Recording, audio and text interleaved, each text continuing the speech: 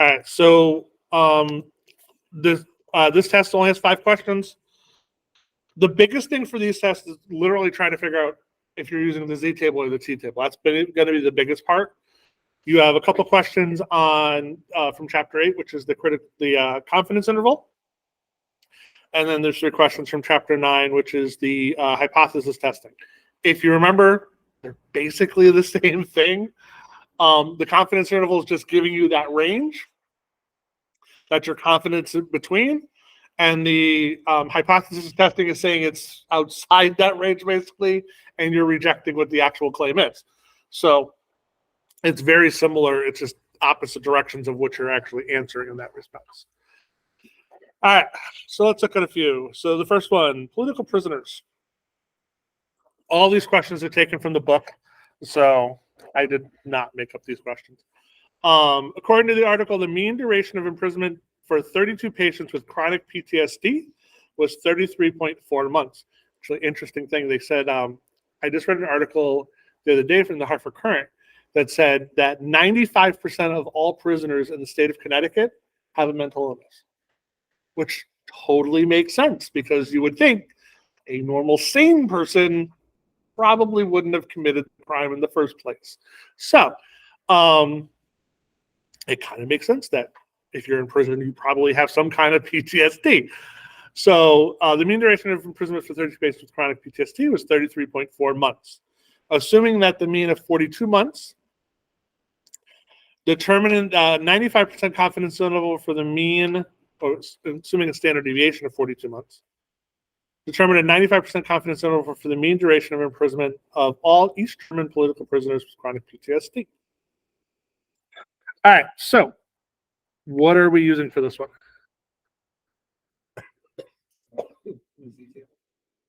We're using a Z table. Why?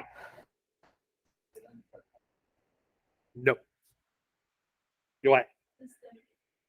Correct. I have the standard deviation. That's honestly, that's the difference. If we have the population standard deviation, we use Z table. If we do not, we have to use the sample standard deviation and the T table. So that's the difference between the two. Okay, so we have the standard deviation for this one, so we are using the Z table. Okay. All right, so we basically have to use our Z score for this one. So let's find my Z.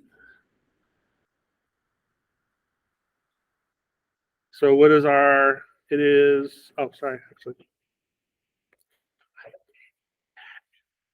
You don't have to find our Z for this one. We need to find our standard deviation for the part. So I have to take my 42 and divide it by the square root of 32, because that's my sample. So what's that?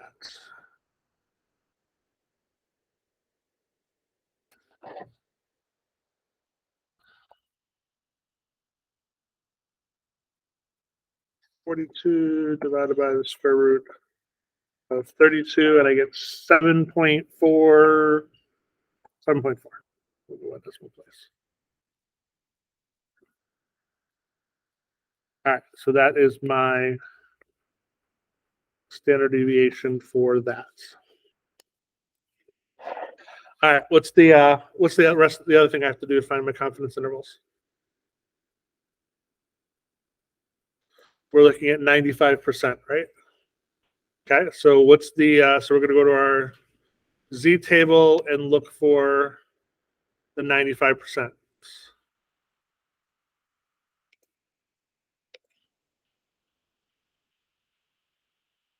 And find out how many standard deviations that is.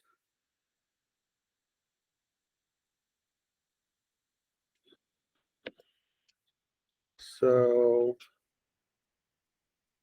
this is a two-tailed, right? Basically, we're looking, it's 95% in the middle. So we're splitting that in half. We're looking at 2.5 on either side, correct?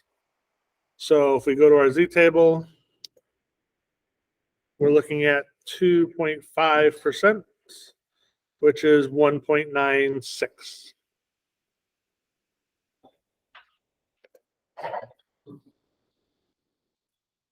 Wait, don't you mean negative 1.96? Plus or minus. You're looking at either both directions, right? Yeah. Remember, the when you're looking at the negative side, since it's symmetric, if we look at the negative side one, it's going to give you the positive side one too. They're going to be the same, so you don't have to look for it twice. Okay? Makes your life a little bit simpler.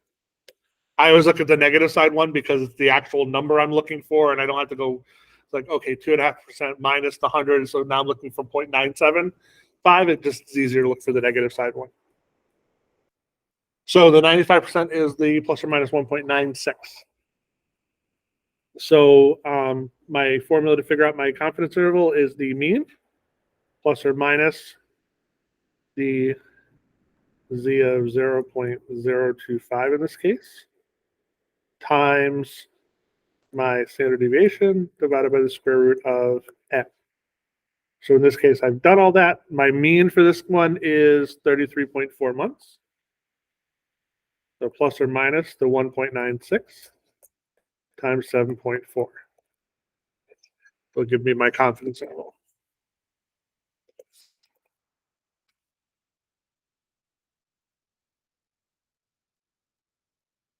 So we got 4.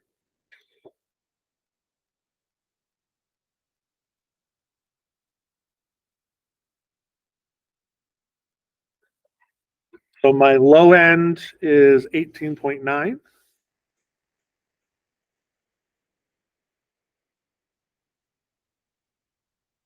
And then if we do the plus version of it, I get 47.9.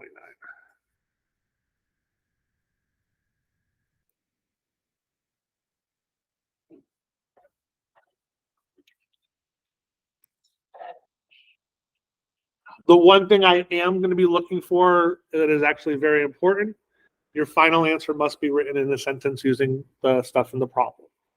Okay, so while that's correct, and you'll get the majority of the points for that, you will not get all the points unless you state it where, like, that's what it says. Interpret your answer in words. So for this one, I'd say I'm 95% confident that the mean for patients with chronic PTSD, imprisonment of or prisoners with chronic PTSD, is between 18.9 months and 47.9 months. So as part of that, you need to have what confidence interval you are. Must say that it's 95%, and your range, and what we're talking about in the problem. So there's a variety of ways you can write that sentence. Those are the key things that I'm looking for in that sentence.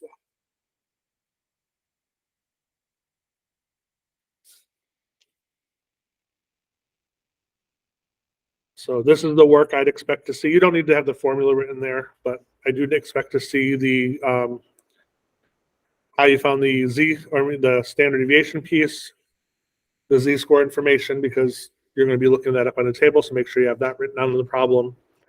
And then I would like to see the statement written out with the plus or minus there. This way, I know you're plugging into the right formula, because if you get the wrong answer, but you plugged it in there, you wrote that correctly, you might have typed it wrong into your calculator, but at least I know you have that information and you know the formula for it. So writing down this step with the actual numbers in there can help you get answers, even if you messed up your calculation. So. And how would you word it for the interpret? So you can put it any way you want. The key piece, the three things that I want to see in there is, you have to tell me what the confidence interval is. So in this case, it's 95%.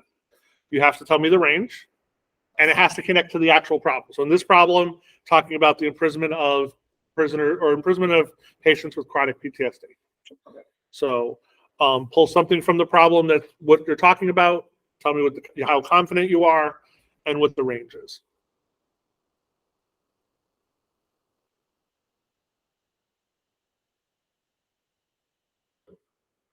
Any questions on this one? Let's look at the next one. Bottlenose dolphins. So from prisoners to bottlenose dolphins. All right. So a random sample of 50 adult bottlenose dolphins have a mean length of 12.4 feet with a standard deviation of 1.03 feet. Find and interpret a 90% confidence interval for the mean length of all adult bottlenose dolphins.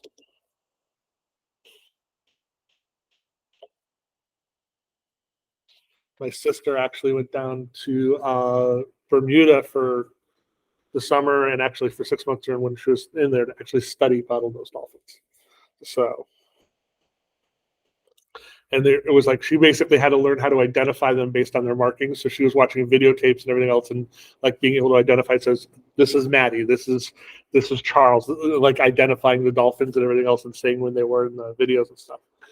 So, kind of interesting. All right, what am I using for this one? Seasonal, Why? because the standard deviation. Yeah. Okay. Is the standard deviation given the sample standard deviation or the population standard deviation? So then I'm going to be using the t-table, Oh, he did. the t-table. Okay. So in this one, it says assuming that the standard deviation, notice the symbol isn't that, doesn't have that X. So that is the standard deviation for the whole information, or it's not the S, I should say. In this one, it says a random sample of 50 have a mean length with a standard deviation. So it's all in the sentence for random sample. So that is the standard deviation of the sample, not of the population. So I'm not going to have you find that. So I'm not going to give you a table of values to do that. At least not on this test. So it's going to give it to you in the problem. So in this case, that's there. So you do kind of have to read and make sure that it's not a population, determine if it's population or the sample. In this case, the way it works, it is a sample. So we're going to use the t-table for this one. All right. The thing doesn't actually change the process. So when I'm looking at that, I'm still going to do basically the same concept for it. All right. So we've got to find my confidence interval. For the confidence interval for this one is what?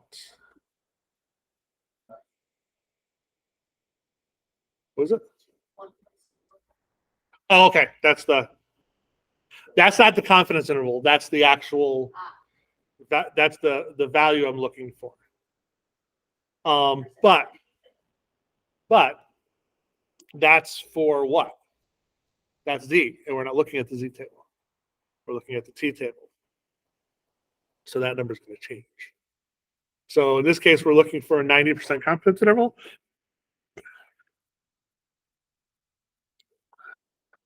So if I go now, this again is two-tailed. So I need to look at my t-table. My sample is going to be, so my degrees of freedom is what? 49. And I'm looking for a 90% and it's two-tailed. So let's look at my t-table. So this is my t-table. We're looking at 90% or 0.1. Because remember, it's the 1 minus that. So it's the 0.1 on the two-tailed. And we're looking for 49. Notice that anything past 30 kind of gets jumpy. We don't have a 49. So choose the one closest to it. Okay? So in this one, the closest one to it's going to be 40. Okay? So I go down here, and we'll use 40, which is 1.684.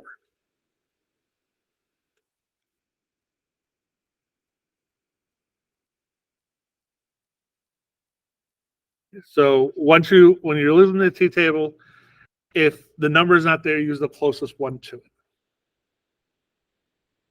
If it was 50, we'd split the difference between the 40 and the 60, but since it's 49, it's closer to the 40 than to 60, so we're going to use the 41. Okay. Questions with that? All right. Yes.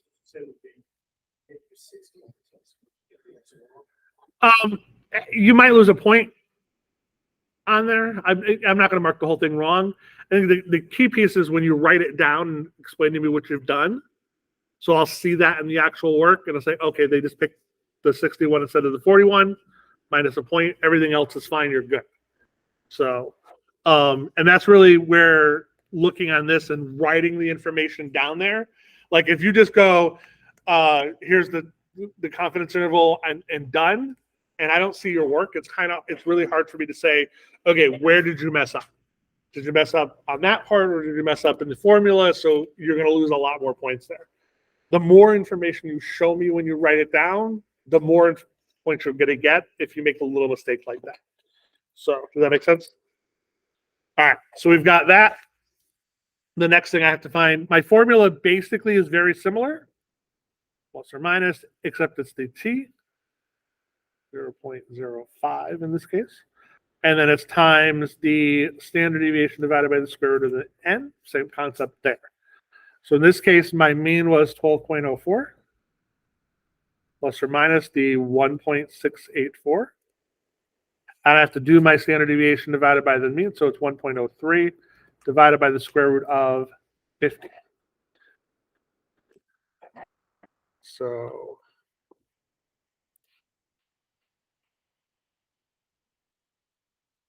we get 0.15.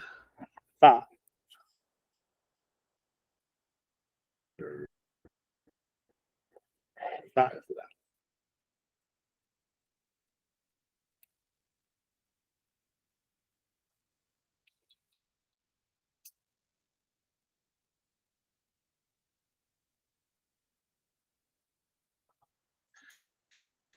All right. So let's go through the calculation for this one. 12.04.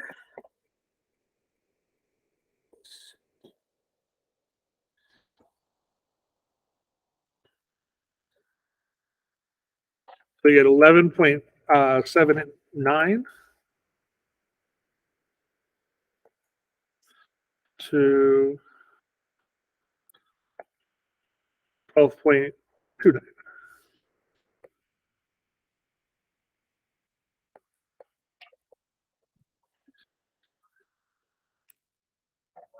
morning. So in this case, we're 90% confident that the bottlenose dolphins have a mean length between 11.79 and 12.29 feet.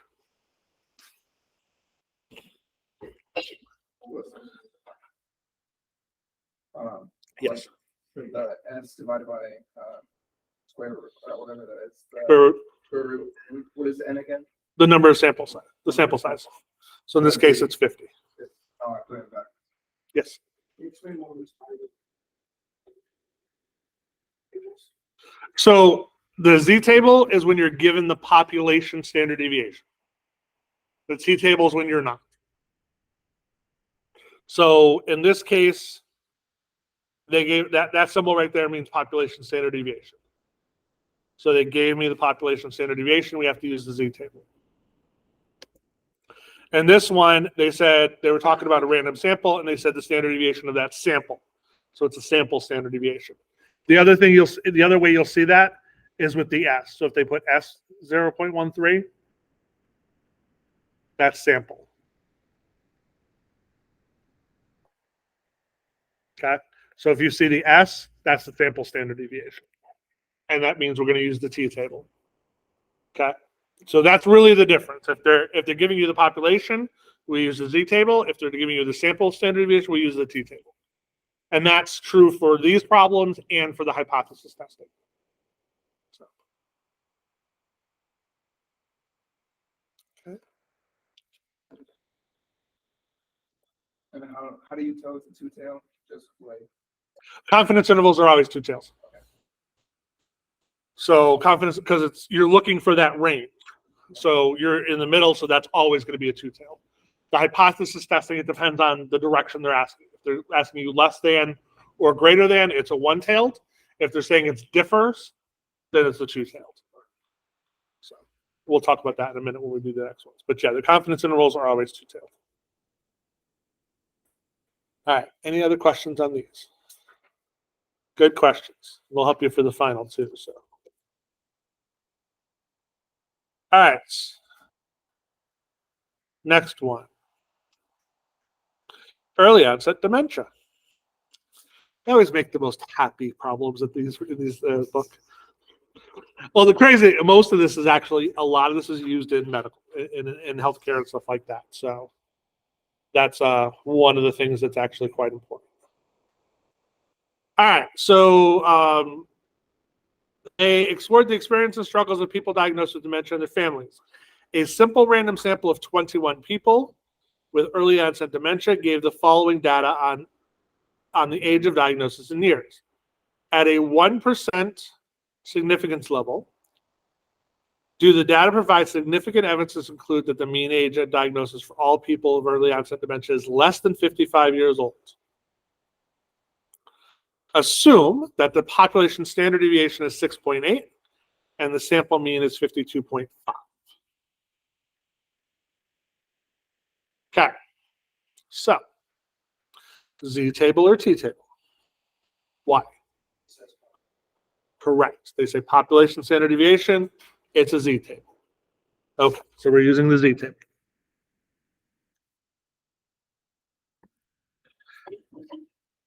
Now, is this a hypothesis testing or critical or confidence interval? This is hypothesis testing because we want to. We're trying to determine at a 1% significant level, is this true or not?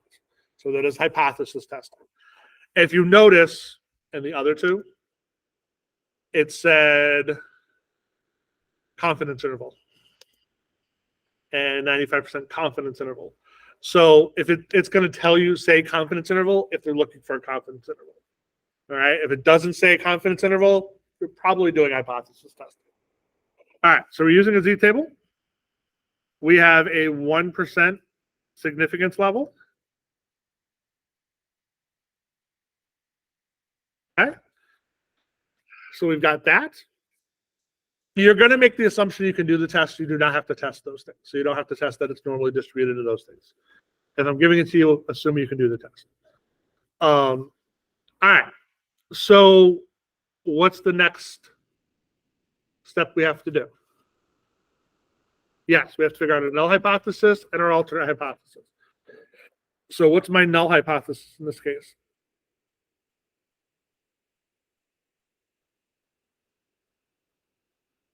It is 55. So that's my null hypothesis. Your null hypothesis typically is the mean that they're giving you. So in this case, they're saying they don't give you the mean, but they're actually the split point is 55 years. So we're going to assume that the mean is 55 years in this case.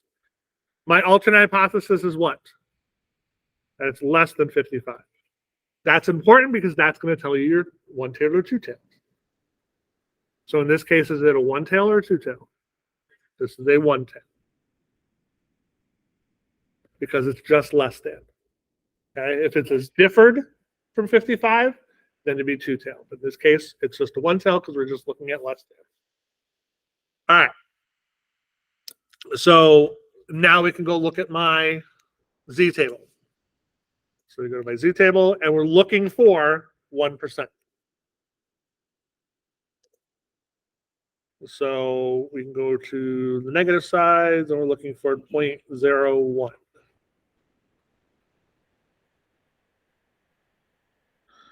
And the closest I get is 0.0099. So that's negative 2.33.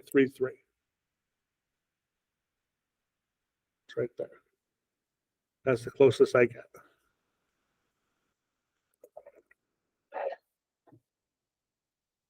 So my Z is negative 2.33.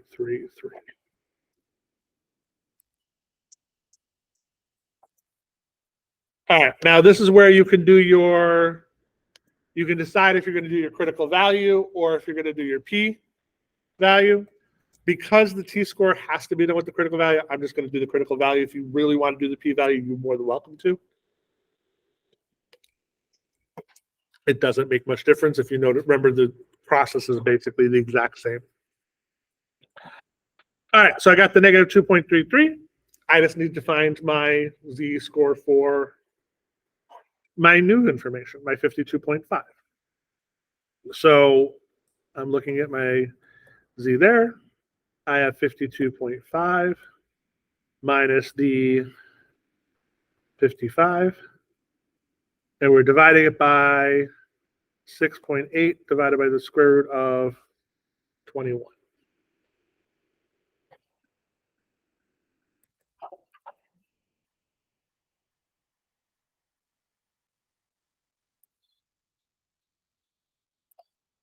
This is one of those ones where writing down the work is actually kind of important because it is really easy to screw this up when you type it in the calculator.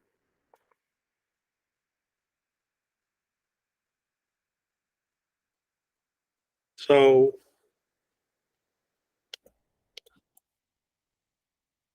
over here. If you're using Desmos, it's a little easier because you can see exactly what you're typing in. All right. If you're using your calculator, you really have to make sure you're careful on the parentheses. So that's why writing down that formula on the actual paper, if you screw up your calculation there, I know it's you just typing into your calculator wrong. Will I take off a point? Probably, but I'm not going to mark the whole problem wrong. If you just gave me the answer with no work, then I don't know if you actually screwed up the formula or if it was your calculator, and you're going to lose a lot more points on that. So in this situation, writing down that's going to be very helpful. All right, so I get negative 1.68 for that one. All right, so we've got that. Now, this is where drawing a nice little chart. So we're supposed to be at negative 2.33, so I want it over here, but negative 1.68 over here. So am I rejecting the null hypothesis or not rejecting the null hypothesis? I am not rejecting the null hypothesis. So in this situation, I would say the data does not support rejecting the average age of 55 years. So in this case, when I'm looking for your sentence, the big key that I'm looking for there is, am I rejecting or am I not rejecting? All right. So depending how you want to write that, there's multiple ways that you can write that. So that's the main piece that I'm looking for in that sentence. Okay, so.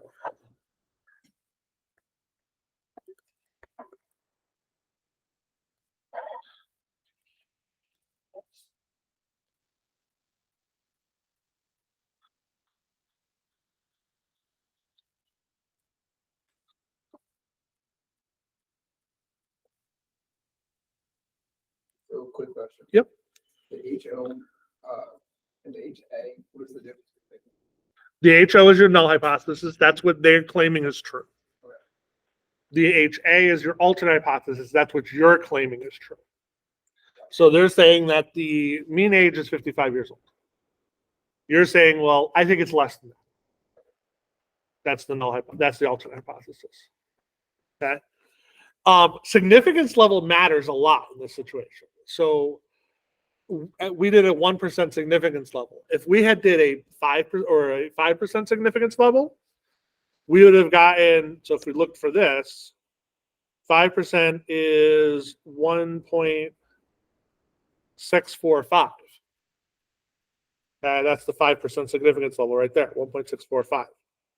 And if we looked at the number, we would have accepted it. Okay. So that's where that significance level could matter. In this situation, because it's such a sensitive issue, they wanted to be more precise and more accurate with their data. So that's why they went with the 1% significance level instead of a 5% significance level. Okay. So that's why when you're looking at people's claims, understanding what they're using to make that claim and how confident they are in it is extremely important.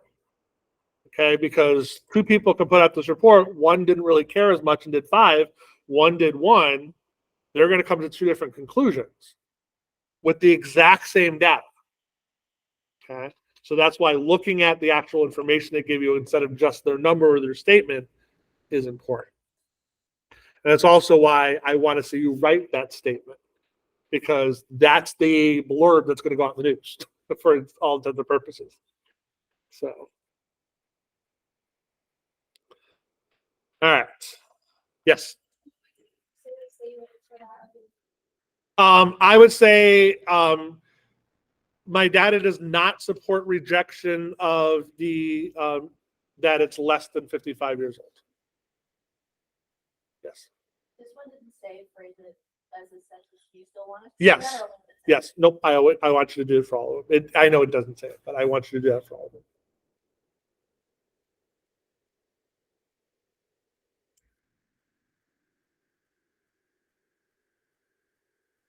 Any other questions with this one? Yes. For the test, almost like mimic the same questions for each one. Like one, are you gonna just be throwing like the random like Z table or the T table around? That makes sense.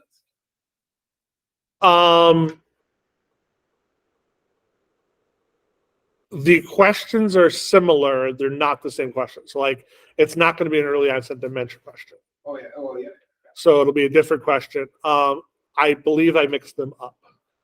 So they are most likely not in the same order. So, and if I didn't mix them up, I will now. So, because I haven't actually printed them out yet. So,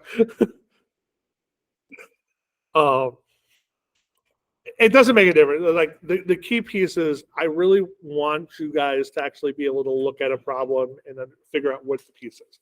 Because that's really, honestly, the calculations, you're going to have the formula written on your piece of paper. So that's not the, it's like what I'm really testing is, do you know the process and can you figure out which process you're using for? So the key piece in these is, am I using that C table? Am I using that C table? That's important. So, yeah. All right. Next one. Dirt bikes are simpler than motorcycles. So a random sample of 30 dirt bikes have a mean fuel capacity of 1.91 gallons with a standard deviation of 0.74 gallons. At a 10% significance level, does the data provide significant evidence to conclude that the mean fuel tank capacity of all dirt bikes is less than 2 gallons? Z table or T table? Huh? Why? Yes, I've got the sample standard deviation for this one. I'm using T. Okay. So it's a T table. And what's my significance level? Yeah, it's 10%, which is the 0.0, oh no, 0.1. 0. All right.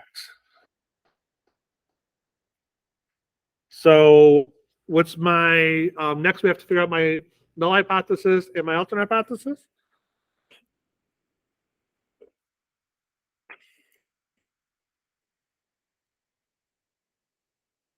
What is my null hypothesis for this one?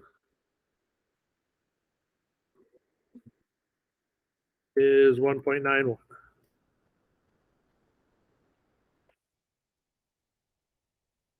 Actually, it's not 1.91. It's 2. Because that's what I'm testing. So I want to say that the mean fuel tank for all bikes is less than 2. So we're saying that the null hypothesis always has to be equal to something. Okay. So in this case, we're saying that it equals 2 gallons. My alternate hypothesis has to use the same number. It's either going to be less than, greater than, or not equal to. Okay. But they have to use the same number. So in this case, it's 2 is where I'm testing around. That's right there. So, and then I'm testing less than that. So it's going to be less than 2. We need that information before I go look at my table. Why? Right. With that, I now know if it's a one-tailed or a two-tailed. Okay, so in this case, it's one tail. For the T-table, I need one more piece of information. I need to know my degrees of freedom. So in this case, we're looking at a random sample of 30 bikes. So my degrees of freedom is 29. So I'm looking for 29 at a 10% significance level for one-tailed. So we go over to my T-table. We're looking at one tail, which is right there. We're going to go over to the 0.01. And then we're going to go down to 29. 29 is there, so it's 1.311.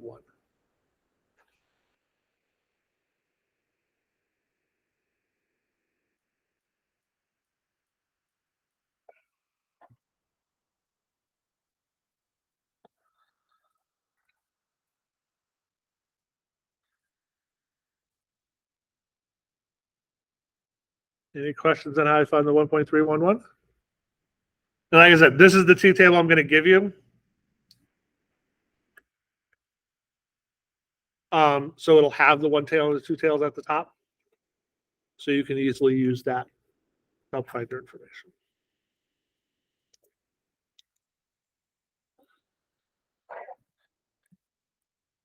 All right. So we've got this information. Now, yes. Tail versus tail instead of also left and right. We have one tail, but should be left or Yeah, same concept though. So so when we're looking at the one-tailed, this is where actually my little picture comes in. Notice I'm not saying left or right. I'm using the picture to show that. So, and we're going to do the exact same thing on this one. We're going to put the thing there. And since it's going to be, in this case, less than, it'll be a negative version of that number that we're going to use because I'm just going to put it on the table in a minute. Good question. The chart doesn't differentiate between left and right. So this way you don't really need to use that to actually find your answer there. If you're looking at on the Z table, since it doesn't have, you're looking at the positive and negative side, I would always look at the negative one. It's easier to find. And then if you're looking at the right, just make it positive. All right. So we've got the 1.311. Now we need to find our T information. So we're going to do basically, it's the exact same formula I used for the Z, except it's the T information. So in this case, it is my 1.991 minus 2 divided by my square root, so it's 0.74, divided by the sample, square root of the sample, which is 30.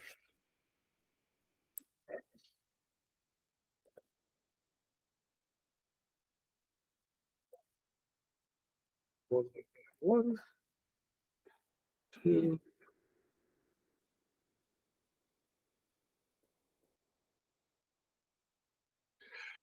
Just make sure when you're doing the sample number down the bottom, you're using the actual N and not the degrees of freedom.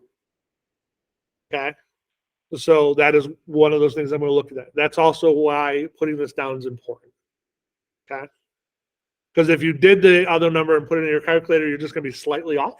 You won't be able to tell the difference, honestly. But your number is going to be slightly off. So in this answer, we get negative 0.67.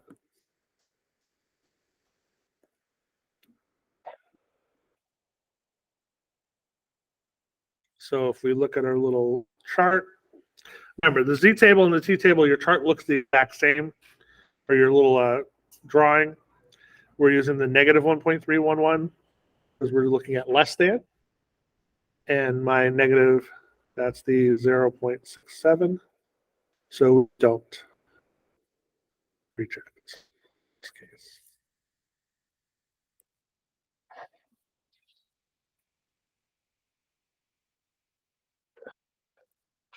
And when I chose the questions, I didn't pick to make sure that we had a couple reject, a couple not reject.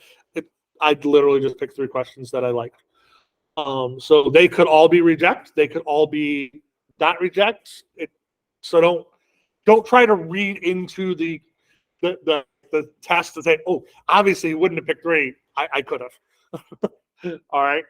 So don't try to psychoanalyze the test. Okay. All right. Any questions on this one?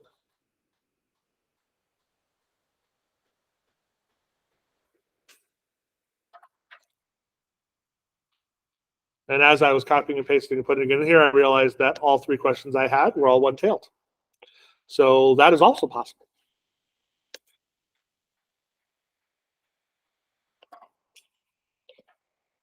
All right. Death rolls. You ever seen an alligator fight?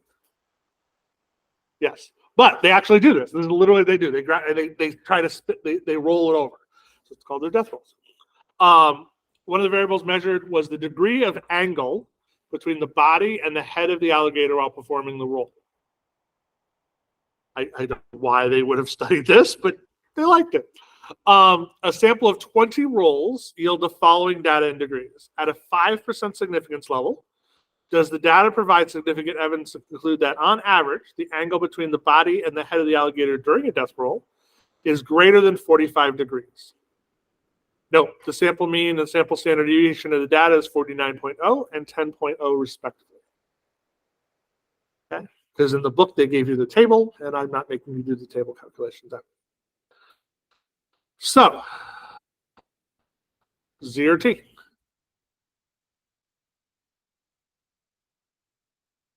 Huh? T. Why? We have the sample standard deviation, so this is AT. Okay. What's my significance level?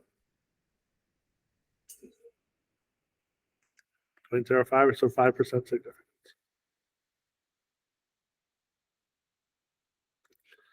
Okay. Null hypothesis? 45 degrees. What is my alternate hypothesis? Greater than 45 degrees. Greater than 45 degrees. Okay, so one-tailed or two-tailed? One-tailed. One-tailed, because it's greater than. So right-tailed. And this will be right because it's greater than.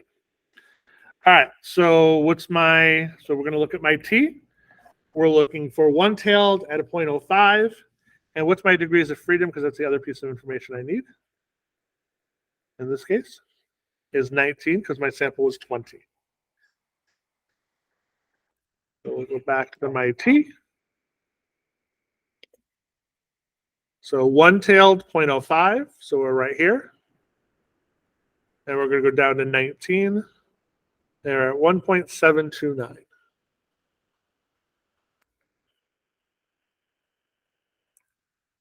Okay, so one-tailed at 0.05, 19 is 1.729.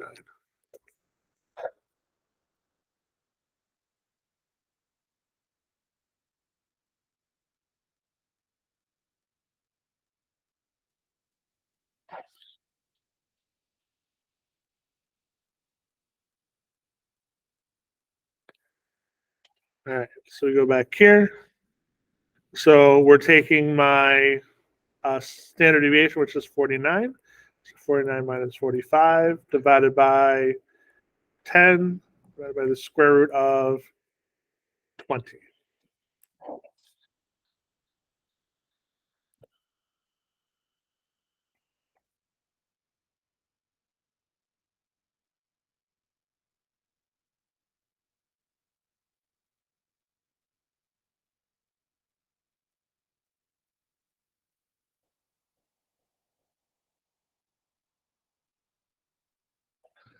We get 1.79.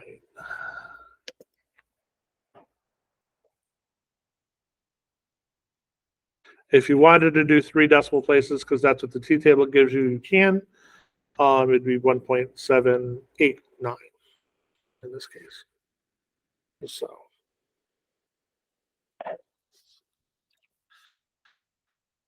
if we're looking at my chart here, we're looking at the right tailed. So over here, this is 1.729. And my value is 1.79. So I reject. Wait for this one.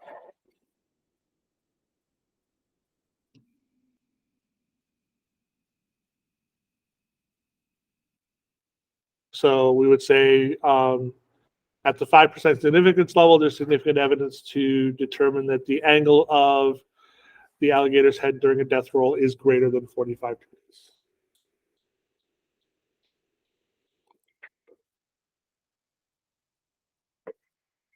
We're not saying it's 49. Okay, so when you make your statement, you're not saying it's 49. You're saying there's significant evidence to say it's greater than 45. That's what your alternate hypothesis says. Okay.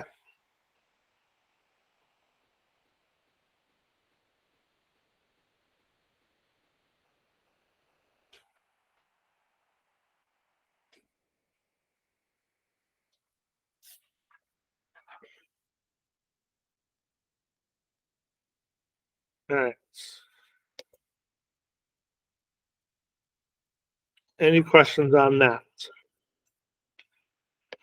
There was, in this one, there was one Z and two T's. It could be three Z's. It could be two Z's and a T. It could be anything. Okay. So again, I literally went through the end and I'm like, I like this question. And I didn't look at specifically which ones they were. Okay. So you should be able to do either one of them. All right. Based on the information that you have. There should be no questions in the first ones. All right. I will be here